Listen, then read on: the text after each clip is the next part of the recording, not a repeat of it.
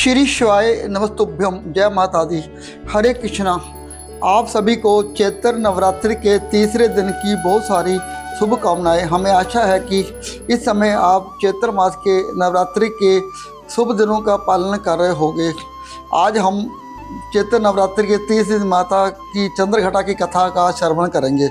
देवी की उपासना और आराधना करके उनसे आशीर्वाद की याचना कर रहे होंगे। और चैत्र नवरात्रि के आज के तीसरे दिन माता चंद्रघटा की पूजा की जाती है।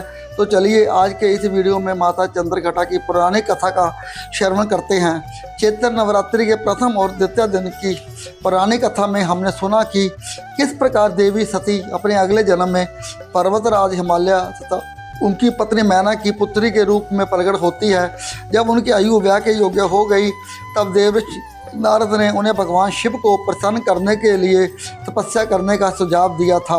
और देवी पार्वती ने उनके आदेश को शिरोधार्य करते हुए लगभग 3000 वर्षों तक अत्यंत कठिन तपस्या की। और उनकी इस दुर्लभ तपस्या से प्रसन्न होकर महादेव स्वयं उनके समक्ष प्रकट हुए।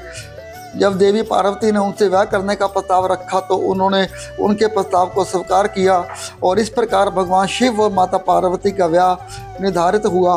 सभी देवी देवताओं को विवाह का निमंत्रण भेजा गया और वह सभी कैलाश पर्वत पर एकत्रित हो गए।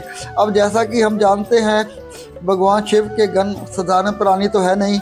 उनके गणों में भूत, प्रेत, पिशाच, ब्रह्मा, राक्षस इन सभी का समावेश होता है। उन्होंने बड़े ही व्यवहारिक रूप से भगवान भोलेनाथ का श्रृंगार किया। महादेव के सिर पर सुशोभित चंद्रमा उनका मुकुट बन गया और छोटे छोटे सर्पनाग उनके कानों के कुंडल बन गए।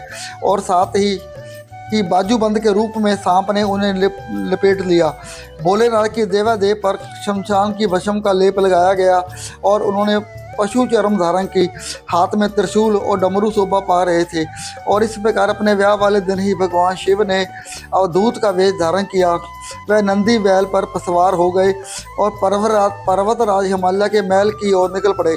जब उनकी बारात मार्ग से जा रही थी तो उसमें ब्रह्मांड के सभी देवी देवता, ऋषि मुनि, महादेव व सभी गण भी उपस्थित थे।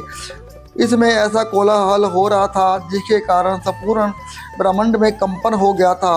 भूत प्रेत विचार नृत्य कर रहे थे। इनमें से किसी के 77 मुख से, किसी के 77 हाथ, किसी के हाथ ही नहीं था तो किसी के अनेक पैर थे। कोई पिशाच तो अपने धड़ को ही अपने हाथ में पकड़ कर नाच रहा था। अब ऐसे दृश्य की ओर तो कल्पना करने मात्र से ही कोई व्यक्ति भयभीत हो जाता है। जब ऐसे विचित्र बारात राजा हिमालय के द्वार पर पहुंची तो वधु पक्ष के सभी लोग महादेव उनके गणों को देखकर स्तंभ रह गए। महादेव के 5 मुख से और 10 हाथ, और ये सब देखकर उनके होश उड़ गए। जब देवी पार्वती ने भोलेनाथ को ये भयंकर रूप देखा तो उन्होंने सोचा कि क्यों ना वह एक ऐसा ही स्वरूप धारण करें जो उनके वर के रूप से मेल खाता हुआ हो। तो बस इसी इच्छा को पूर्ण करते हुए देवी पार्वती ने एक अलौकिक रूप धारण किया और उसी को देवी चंद्रघटा के नाम से जाना जाता है। माता के इस रूप में उनकी 10 भुजाएं हैं जिसमें वह त्रिशूल, गदा, धनुष, बाण, तलवार, कमल, अंकुश, घंटी और कमंडल धारण करती हैं। महादेव के अनुरूप ही देवी चंद्रघटा भी अपने मस्तक पर चंद्रमा धारण करती हैं और उनके भी 3 नेत्र हैं। उनके गले में श्वेत पुष्पों की माला है और वह बाघ की सवारी करती हैं। देवी पार्वती ने माता चंद्रघटा का स्वरूप धारण करने के बाद भगवान शिव से प्रार्थना की कि उनसे विवाह करने के लिए वह एक सुंदर राजकुमार का रूप धारण करें जिससे उनके परिवार जन उन्हें देखकर भयभीत ना हो जाएं और संपूर्ण विवाह समारोह शांति और मंगल से होने से संपन्न हो सके।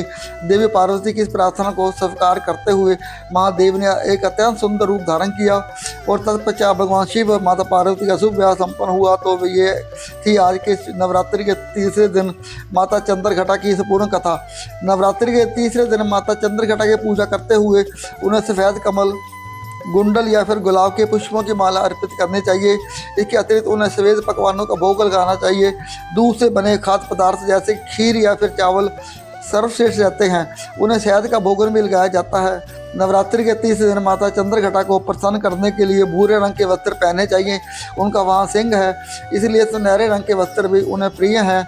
माता चंद्रघटा को समर्पित एक विशाल मंदिर त्रिवेणी संगम के नाम से विख्यात प्रयागराज में स्थित है।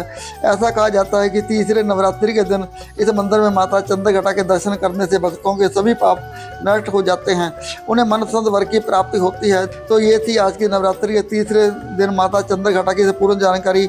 हमें आशा है आपको आज कथा अच्छी लगी होगी और देवी चंद्रघटा की आराधना करके पूजा करके आप अपने मनवांछित वर को प्राप्त कर पाएंगे। श्री शिवाय नमस्तुभ्यम। जय माता दी।